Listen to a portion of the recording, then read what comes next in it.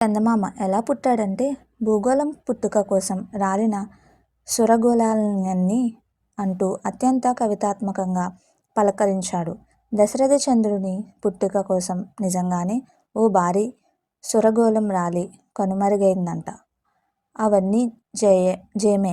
భూమికి ఏకైక ఉపగ్రహమైన చందమామ ఆవిర్భావానికి సంబంధించిన అత్యంత ఆసక్తికరమైన అంశాన్ని తాజా అధ్యయనం ఒకటి వెలుగులోకి తెచ్చింది. చాలా కాలం క్రితం, అంటే ఏకంగా 450 కోట్ల ఏళ్ల నాడు మన సౌర కుటుంబంలో అటూ ఇటూగా అంగారకుని సైజుతో కూడిన దెయ అనే భారీ గ్రహం కూడా ఉండేదట. ఆ లెక్కన పరిమాణంలో దాన్ని భూమికి అక్క వంటిదన్నమాట.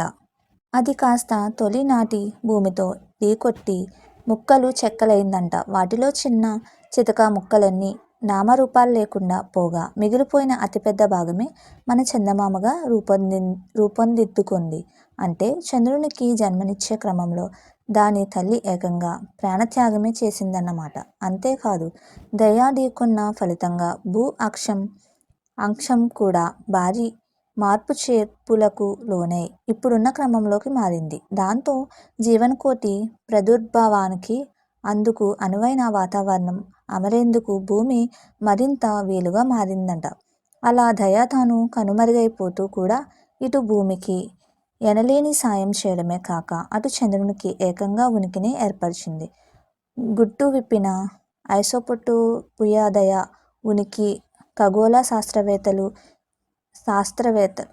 శాస్త్రవేత్తలు చాలా కాలం క్రితమే దాదాపుగా నిర్ధారించారు. అయితే అది ఎంత పరిమాణంలో ఉండేది, దాని మూలాలేంటి, కూర్పు ఎలాంటిది వంటి ప్రశ్నలకు ఇంకా జవాబులు లభించాల్సే ఉంది. వీటికి సమాధానాలు కనిపెట్టేందుకు జర్మనీలోని Max Planck Institute for Solar Research, University of Chicago ఒక భారీ ప్రయోగానికి తెరతీశారు. అందులో భాగంగా ఇనుము రాళ్లు తదితరాలతో పాటు అపోలో అంతరిక్ష యాత్రలో భాగంగా చంద్రునిపై నుంచి పలు సమీప ఉల్కల నుంచి వ్యోమగాములు తెచ్చిన 6 నమూనాల ఐసోటోప్లను పరీక్షించారు.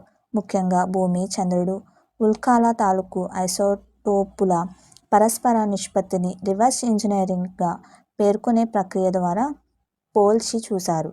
దయ మన సౌర కుటుంబం లోపల భాగంలోనే ఏర్పడిందని, అందులోనూ భూమి కంటే సూర్యునికి దగ్గరగా ఉండేదని తేల్చారు. అంతేకాక సౌరమండలంలో భూగ్రహం ఉన్న అకర్బన మండల పరిధిలోనే దయ కూడా ఉండేదని అధ్యయన సారథి తిమో హాఫ్ వివరించారు. భూమి కంటే కూడా సూర్యునికి దయ దగ్గర ఉండేది గనుక మరింత వేడిగా, వాయుమయంగా ఉండేదన్నది వాస్తవం. భూమితో పోలిస్తే చంద్రుడు చాలా పొడిగా ఉండేందుకు ఇది కూడా ముఖ్య కారణమే అని ఆయన వివరించారు. బుధ, శుక్ర గ్రహాల నుంచి కూడా నమూనాలను సేకరించగలిగిన వాడు దయకు సంబంధించిన మరిన్ని ఆసక్తికరమైన అంశాలు ఖచ్చితంగా వెలుగులోకి వస్తాయని అభిప్రాయపడ్డారు. ఈ వివరాలను సైన్స్ జర్నల్ తాజా సంచికలో ప్రచురించారు. మీకు మా వీడియోస్ కనుక నచ్చినట్లయితే ఇలాంటి మరెన్నో విషయాలు తెలుసుకోవాలనుకుంటే డూ సబ్స్క్రైబ్ టు సమాజం ముచ్చట్లు.